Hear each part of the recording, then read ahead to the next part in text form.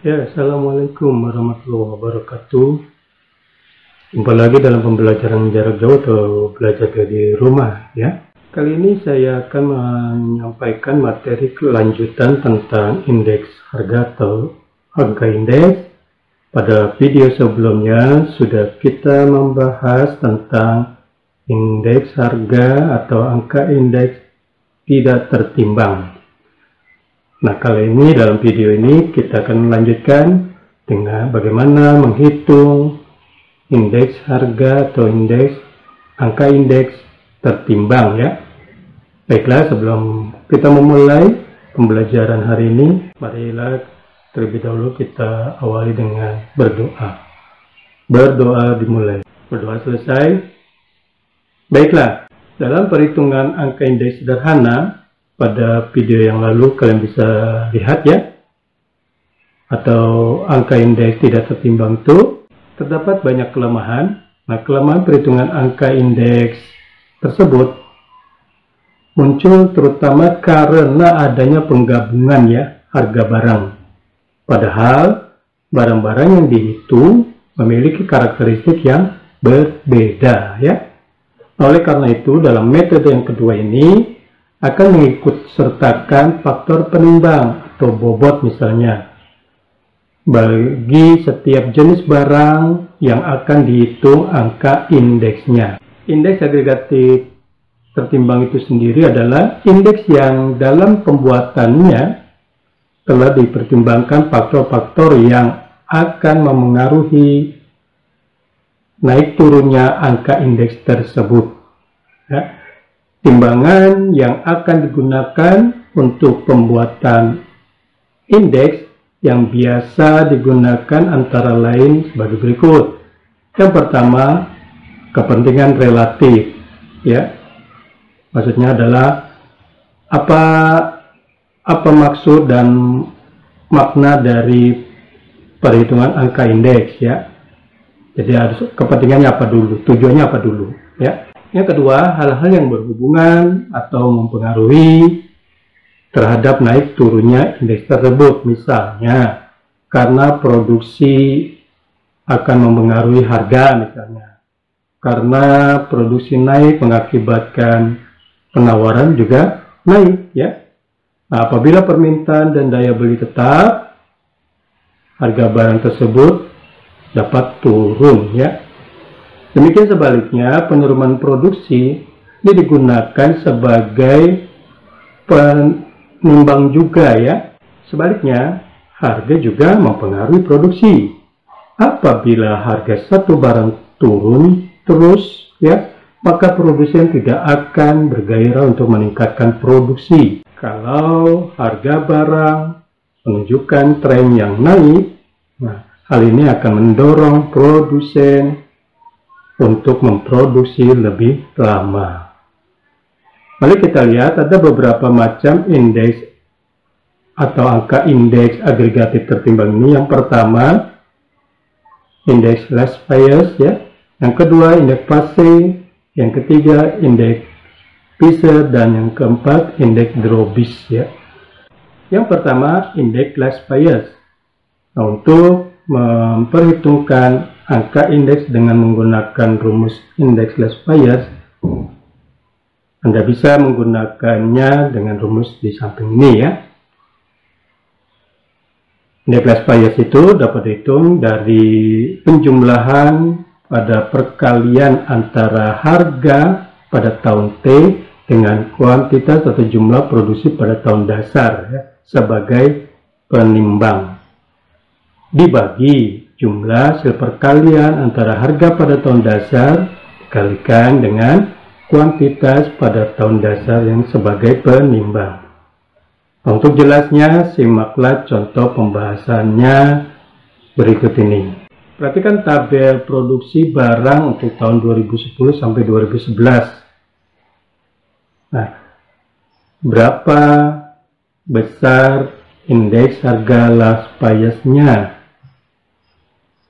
Dari tabel tersebut dapat dinyatakan bahwa harga pada tahun 2011 itu dinyatakan sebagai PT ya, sedangkan harga pada tahun 2010 itu dinyatakan sebagai P0 atau harga tahun dasar ya. Demikian pula dengan produksi pada tahun 2011. 2011-nya itu adalah QT, sedangkan produksi pada tahun 2010 dinyatakan sebagai Q0. Berdasarkan tabel tersebut dapat dijelaskan sebagai berikut. PT untuk barang A ya, PT kali Q0 berarti 2000 kali 750, hasilnya adalah 1.500.000. Untuk barang B, PT kali Q0 650 kali 960, hasilnya 624.000.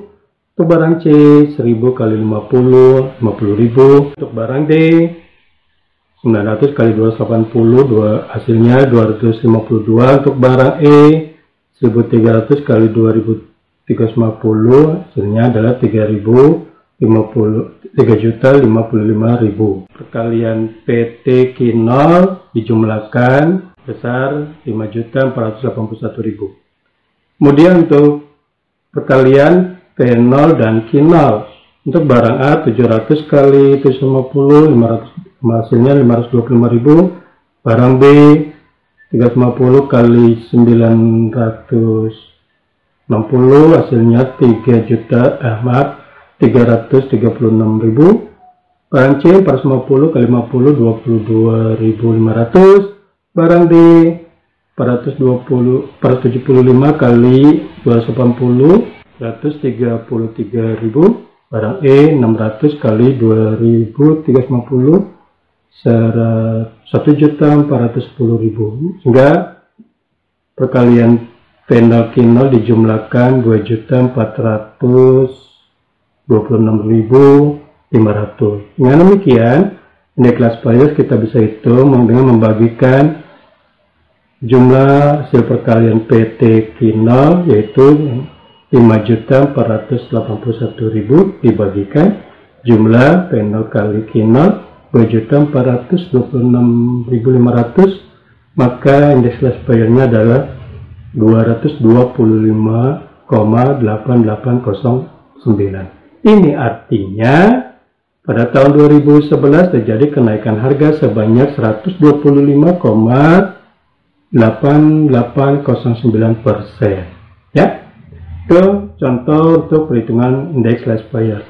Yang kedua, mari kita perhatikan bagaimana menghitung dengan menggunakan indeks fase. Rumusnya kalian bisa lihat di samping berikut ini ya. Untuk jelasnya simaklah contoh yang sama. Mari kita perhitungkan. Nah, dari tabel di atas seperti pernyataan tadi bahwa harga pada tahun 2011 dinyatakan sebagai PT, sedangkan harga pada tahun 2010 dinyatakan sebagai P0. Demikian pula produksi pada tahun 2011 dinyatakan sebagai QT, sedangkan produksi pada tahun 2010 dinyatakan sebagai Q0. Maka dari data tersebut kita bisa menghitung indeks dari tabel tersebut dapat dijelaskan sebagai berikutnya. Tentu kita lakukan perhitungan PT dengan QT dulu ya untuk masing-masing barang.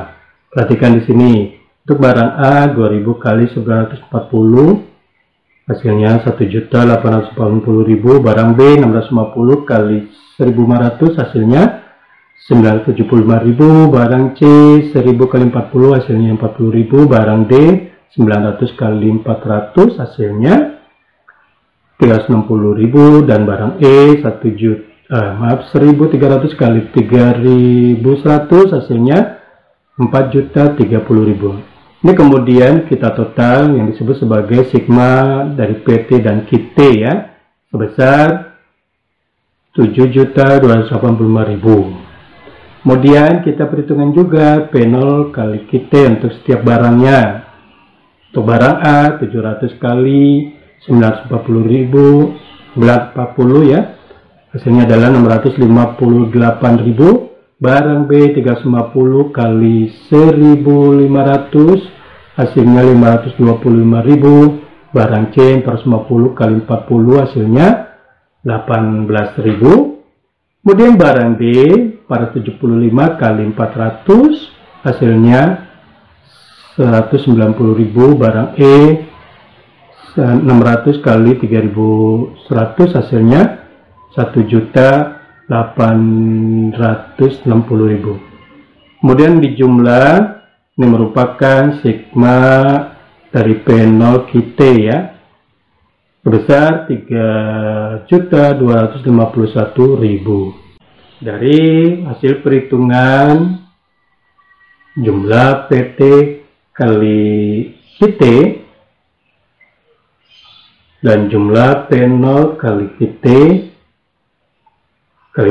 maka kita bisa perhitungkan indeks pasenya adalah 7.285.000 dibagi 3.251.000 dikalikan 100, dan demikian indeks pasenya adalah 224,089. Artinya ada kenaikan harga pada tahun 2011 sebanyak 124,0849%. Oke, jadi itu contoh perhitungan indeks fase.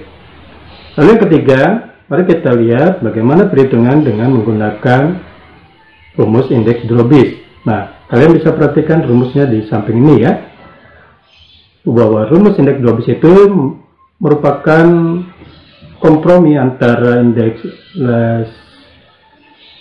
bias dengan indeks fase ya, dimana menurut Drobis, indeks Drobis ini adalah indeks less bias ditambah indeks fase dibagi 2 kali 100. Untuk jelasnya simak contoh perhitungan indeks Drobis berikut ini ya.